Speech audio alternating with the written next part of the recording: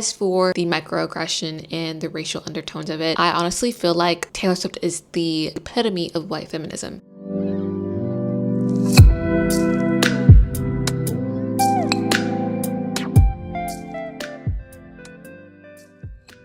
Is this album the end of Taylor Swift's legacy? Hi guys, I'm Tati, welcome to Tati's Media, where I get to inform you while offering my perspective on different things in the media. And in today's video, we're talking about Taylor Swift and the new album and all of the controversy behind it, because there is quite a lot. I want to preface this video by saying I'm not trying to tear Taylor Swift down, or I'm not trying to accuse her of something that she's not. I think that artists are not above criticism, and my videos are to look at different perspectives and have conversation, and that's just what this video is. We're going to look at just different things and really realize what is going on and where exactly did the problem start. Taylor Swift's new album drops, The Life of a Showgirl. As always, her albums have massive anticipation. This is my brand new album.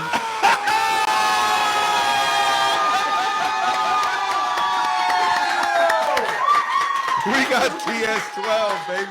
This is my brand new album. It's called The Life of a Showgirl. But soon after its release, supporters, critics, they all were not happy, to say the least. They say that the lyrics are repetitive, the melodies are uninspiring, and the themes are overly self-referential. Words like safe, surface level, and emotionally vacant have come up a lot. My hair is blonde, guess I'm your all-American girl. Ooh, her hair is dark, guess she's the cool girl that you want, yeah. Fuck me, fuck you, fuck we, I'm a princess in the morning, bad bitch afternoon. People who have been her fans for years even admit they were very disappointed. They were saying that it felt like Taylor had nothing new to say, which is crazy coming from her own fans because they always praise her as a lyrical genius. People compared her to a high-budget Pinterest board, aesthetic, familiar, but lacking real substance. They're talking about fading lyricism. For years, Taylor Swift has been praised as a lyrical genius, okay? She was able to turn heartbreak, insecurity, ambition into poetic pop music. But this album wasn't really known for that at all. Folklore is one of her most popular albums because of the lyricism, and they were saying that this album, Life of a Showgirl, and Folklore, plus all her previous albums, there's a complete disconnect. Taylor Swift even said that she wasn't going to be touring for this album because she was tired, and a lot of fans were saying, yeah, we can tell. We got the itch for another something soon? No, I'm gonna be really honest with you. Like I am so tired. Like when I think about doing it again, because I would want to do it really, really well again. Yeah, of course. You know? Not only that, but Taylor Swift's album is being accused of microaggression and racial undertones. One line in particular has been called a microaggression toward Black women, reinforcing stereotypes and failing to consider how her words land beyond just her own community. Apparently, this isn't the first time she's been called out for this. We're gonna watch a creator explain exactly what the line is and why people feel this way. Taylor Swift is obsessed with Black women. Let's talk about it. Taylor Swift is obsessed with the fact that several of her exes have moved on to date Black women, and she perceives this kind of conquering of Travis as an end or disruption of this pattern, and she's boasting about it in this album. Let's start with Opalite, which is very clearly about Kayla Nicole, Travis Kelce's ex-boyfriend, whom he dated off and on from 2017 to 2022, and oh, Kayla Nicole happens to be Black. The lyrics in Opalite could actually not be clearly more like targeting Kayla Nicole, right? It references a video that went viral a couple times in which Travis is literally berating Kayla for being on her phone. Meanwhile, she is an influencer, so that is weirdo behavior because she was working and it's very controlling, but it is very clear nonetheless that that video is referenced in Opalite. The lyric reads, you couldn't understand it, why you felt alone, you were in it for real, she was in her phone, and you were just a pose, right? Like, Taylor could not have been more obvious and like less creative here. It's not enough to me that like Taylor is using this like crazy like worldwide medium to best a woman that like previously dated her ex. It's also the fact that like Taylor is fully aware that Kayla has received like relentless and racist harassment, oftentimes terrifying, from Swifties in reaction to the fact that she previously dated Travis. So like this is like purposefully and like blatantly violent. This song accomplishes two things at once, right? It proves the fact that Taylor Swift is obsessed with Black women, and it endangers Kayla Nicole. But obviously our country is not at its best with critical thinking, so let's like analyze a different part of the song, right? So another lyric says, but I'm not a bad bitch, and this ain't savage, but I'm never gonna let you down. So in this song, Taylor positions herself as this like unique, singular white flower that is so different from what? Black culture. And once you step back and realize the song is like final boss pick me ex racism, you realize that Taylor Swift is preoccupied with like this obsession with Black women, in part because Travis Kelce has predominantly dated Black women in the past, and she wants to define herself as different from his past and therefore better. Again, very weird, very pick me behavior. Swifties have been known to being ride or dies, but even they are divided on this. We've heard enough from Miss Taylor Swift. We love hearing from others on this channel, so let's hear from some other creators. Being a Black woman in America, in this world, is so interesting, because we just go through life like shining, being ourselves, being the best at everything we do, you know what I mean, and having this light. And then in the darkness, in like the shadows, there's white women, like just jealous. Like It's really weird. And so because of that jealousy, you get things like Taylor Swift's new album, right? Trying to throw jabs at Kayla. Travis wanted her. You know what I mean? And now she's just trying to like live her life.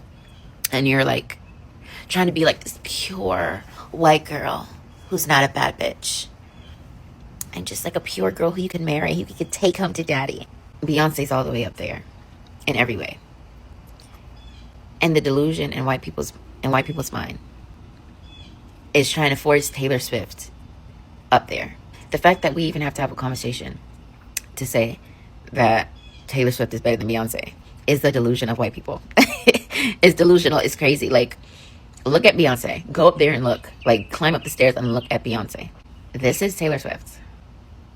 And you're going to open up your mouth and say Taylor Swift is better than Beyonce? She didn't even deserve second spot. It's the delusion of white people. It's just so mediocre. Currently, I'm on Taylor Swift Talk, not even Taylor Swift Talk, but people making videos about Taylor Swift's new album and how a lot of it is, very passively racist and actively, but that's besides the point. But what I've come to realize is that a lot of people don't understand that implicit racism, implicit bias, and like microaggressions exist, right? And that's why a lot of times people are saying, well, Taylor Swift's obviously not racist, like you're taking it too far, she didn't mean it that way. Or even like when you tell someone like, hey, that was kind of racist, like, well, I'm not racist because I didn't mean it that way. I think today oftentimes we think of racism as something that is either purposeful or loud, and when it's neither purposeful or loud, people chalk it up as like, oh, she didn't mean it that way, or like that wasn't the intent, or you're making something out of nothing. Like implicit racism is just that, it's implicit. It's not something you think, it's not something you mean to do. It's something that happens oftentimes because of the way we're socialized throughout society, throughout the the 5-6 agents of socialization. And so because it is not something that is intentful, loud, that is not something that's in the front of your mind, that doesn't mean it's still not racist. Implicit racism is the reason why you lock your door when a black person walks past your car, right? Implicit racism is the reason why people are so confused when I tell them I have a 4.0. Implicit racism is the reason why, there's just something about her that like I just don't trust. And I'm not gonna sit up here and say that like Taylor Swift is this outwardly racist person and because one, I don't know, or two, I just don't think like most people, well, maybe, but like a lot of people in 2025 aren't outwardly racist anymore because we were taught that it's like, we shouldn't treat people differently because of the color of their skin and da-da-da. But again, because of socialization, we all have implicit bias. Because of that, there is a large likelihood that Taylor Swift feels some type of way because all of Travis's exes are black. And even saw the video saying like a lot of her boyfriends or ex-boyfriends now are dating black women. And that might make her feel some type of way. And she might not know why that makes her feel some type of way. She might not even realize that this is a pattern having to do with race, but it is still impacted by race and the structures and the way we're socialized. And on top of that, just because it isn't something that is purposeful, it's not something that again is loud or intentful, doesn't mean it's not something that she shouldn't be called out. Like she should still be called out for these things because again, it's still racism, right? It still impacts people today. I just think it's weird that Swifties are getting mad about people calling this out because there's a pattern of behavior. We're seeing it not only in her songs, but also in her actions, how she has been not talking about any of the social issues going on now, even though she has outwardly called herself a little. She's outwardly said she stands against Trump. And I'm not gonna lie, like the Swifties who are mad about us calling her out and are blindly supporting her are giving like MAGA cult following. Like you're blindly supporting this person even though we are repeatedly calling out behaviors that you argue that you stand against. Like a lot, not all, but like a lot of white women, Taylor Swift is obsessed with black women. And when I say that, I don't mean as like, oh, like a stalker. Her behavior and how she's conducted herself as a white artist over the years shows that. Every single one of Taylor's exes has dated or left her for a black woman. That's the truth. We can take this way back when Kanye called her out and basically said Beyonce is better than Taylor because she is. But Kanye was saying that the industry was kind of racist because all the whatchamacallits, that album of the year awards and stuff like that Taylor was getting, Beyonce should have been getting. He couldn't stand the fact that it was true. This is not just a Taylor Swift and Kayla situation. This is a universal situation because I can say that as a black woman, and I know so many other black women have experienced this before. They date a white man, or they're asked out by a white man, or a white man is interested in them. And that man's ex or other white women around that see them together are jealous, very microaggressive with the comments and the slick stuff they say. We'll be stalking your account, all up in your profile views, and then all of a sudden user 3456788WXYZ is in your profile views every other week. I also said this in one of my other videos a few months ago that blew up about how a lot of white women are jealous of black women. How America tries so hard to push this narrative that blonde hair, blue eyes, and being white is the standard. Whole time, that standard is jealous of us. The last time I spoke about Taylor Swift, Swifties got in my comments and basically said, well, Taylor's a girl's girl. No, she's a girl's girl when it comes to white women. When Kayla was being attacked and racially attacked online, and hate comments and hate posts were being spread about her from Swifties. These are people who have Swiftie in their bio and they are Taylor Swift fans from Swiftie. As soon as Taylor Swift started dating Travis, not one time did Taylor step up and say, hey, you know what I mean? I understand that's his ex. You don't need that. That's not acceptable. My fans don't do that. My fans shouldn't be doing that. My fans shouldn't act like that. You leave her alone. That's what girls do. So like a lot, not all white women, she's just another white woman who's jealous of black women, intimidated by black women, and she's trying to do everything she can to validate herself. But she just can't wrap her head around the fact that we're always winning. despite the oppression. Okay, so if a black woman or a person of color is telling you that something is racist, something is microaggressive, something is not sitting with them the right way, that is not the time for you as a white person to open your mouth and say, actually, no. Yes, I'm talking about Taylor Swift. I'm talking about the critique surrounding Taylor Swift. I know we're tired. I know it's been talked about ad nauseum, but I do think this is really important and it's something that we should continue to talk about. So one side of the criticisms about this album are related to stylistic choice, vocals, musical composition, right?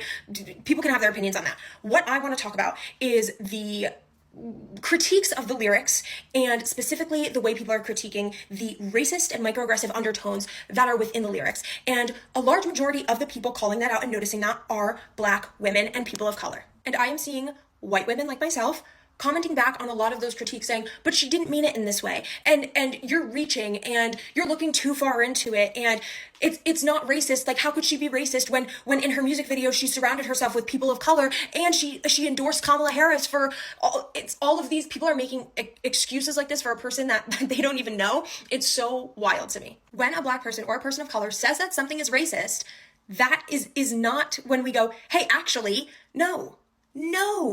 We have to sit with that and reflect and go, why didn't I think of it that way? How can I do better in the future? How can I call this out? How can I, et cetera, et cetera. There is work that has to be done. If your first instinct, when a black person or a person of color says something is racist, if your first instinct is to say actually or but, there is work that needs to be done. It's so disheartening to me to see people defend this album and defend a billionaire with their whole fucking life when there are so many other people that energy could go towards, particularly people of color. Like, people of color are being unalived. They are being abducted in the streets. They are abroad and domestically are experiencing violence on insane levels. And so many people have not had the energy or the intensity in speaking about those things. But when it comes to Taylor Swift, they are fighting for their lives in the comment section. We should be fighting for our lives in the comment section when it comes to trans people, violence against black people, immigrant rights, Palestine. These are things we should be fighting for our lives for in the comment section. These are things we should be going out and protesting rather than like going and defending a white billionaire who you've never met. Anyway, this is the last show I'm going to say on Taylor Swift because she doesn't deserve my time, energy, the space on my phone anymore because it just makes me so fucking grossed out the way people are invalidating black women when they say something is racist. It's so like, white women, we need to have a chat like us and stop relying on black women to do all of this work and hold all of this burden for us to then go back and invalidate them. We have work to do. Shout out to those creators. I really enjoyed hearing their perspective. Now it is time to hear my perspective. It is time for Mind Over Media.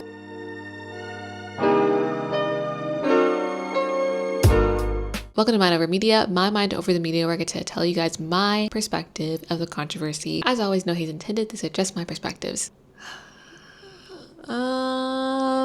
So I listen to Taylor Swift. I'm not a Swiftie per se because I have had my thoughts about her as a celebrity. She wasn't my favorite, but I do love Taylor Swift music, okay? I have endless of songs of hers on my playlist. I love her music. I just don't enjoy her as a celebrity or somebody to idolize. And I always say in these videos, I don't know why we still idolize people in 2025, okay? These influencers are not to be idolized. They're normal people who make a lot of mistakes and nobody's perfect, which is totally fine. But idolizing people, knowing that, you're just setting yourself up to be disappointed. If I was somebody who idolized people without doing any research about them and tried not to hold things against them, I would definitely idolize Taylor Swift for sure, 100%. But I am not a person who idolizes celebrities, influencers, anything like that. Taylor Swift is a very powerful woman. She has a lot of influence over a big portion of the world. She got a lot of people to go and vote. She has just a huge fandom. I get it. That pressure is real. You always want to stay at the top. And if you do anything lower than the top, you're going to be faced with criticism. I think it's perfectly fine for artists to miss sometimes, okay? Not everything that they put out is going to be 100% perfect. And that's totally fine. When you hand in an assignment, sometimes you try your best. Sometimes you're like, I don't feel like giving 100%, but I'm going to try to sit here and do this so that I can turn it in. I'm not comparing comparing music and album to homework. I'm just saying the premise is that not everything that somebody puts out has to be 101% their all. If you're gonna put something out for your diehard fans, should it be the best thing that you work on every single time? That's a different argument, you know what I mean? And I can argue both sides of that, but overall, it is unrealistic to expect everything to be a hit. I honestly think that the music on the album is a very pop vibe. I can dance to it like her previous albums that I listened to before, like Folklore. One of my favorite songs ever is My Tears Ricochet. That song, I could literally, every time I hear that song, it's like, it's amazing, okay? It's one of my favorite songs of all time. Is that song even a fragment of this album? Absolutely not. But am I mad? No. I think that this is just a very pop girl jam out album, and she was experimenting maybe, and that's totally fine. I think it's okay. As for the microaggression and the racial undertones of it, I honestly feel like Taylor Swift is the epitome of white feminism. We can get into why, but we have to bring up her entire past, which we're not gonna do. And I don't think that she intentionally meant to throw in racial undertones or have microaggression, but I think that she is oblivious to her words and her actions. And a lot of white women are. A lot of white women cannot think beyond their community. And I say this really lightly. They don't think how some of their words can be taken. And I just think that this is one of those cases where she just said this and didn't think how it could come off. I don't think there's malicious intent. Like I said, I think it was just ignorance, which we've seen in Taylor Swift many times. And is that okay? Absolutely not. At this point, she should be educated. And at this point, she should really respond to all this criticism that she's facing. You don't have to respond about the album, but let's cover the racial undertones. Taylor Swift never addresses anything. And I think that my issue with the celebrities is that they can make the mistakes and they can grow, but their response to the criticism is either silence or defensiveness. When you put something out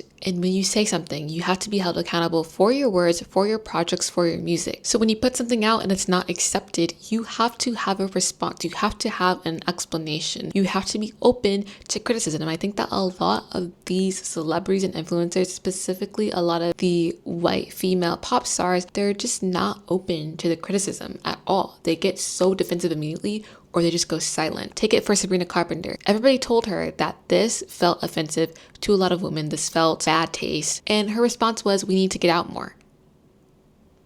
Okay, while I don't think it's a reason to cancel her, it's just another reason to re-examine power and who you idolize and why you shouldn't idolize these people. I think Taylor Swift needs to really re-examine her power, privilege, and how her performance overall can come off. So that's just what I think, but we've heard enough from me. It's time to hear from you guys. Have we overused the term lyrical genius in pop? Do you guys think the criticism the album is facing is fair, or is it too much? And when it comes to microaggression, do you guys think this was intentional, or did Taylor not know at all how this would come off? I'll take your guys' thoughts. Thank you so much for watching, and yeah, okay, love you, bye. Mwah.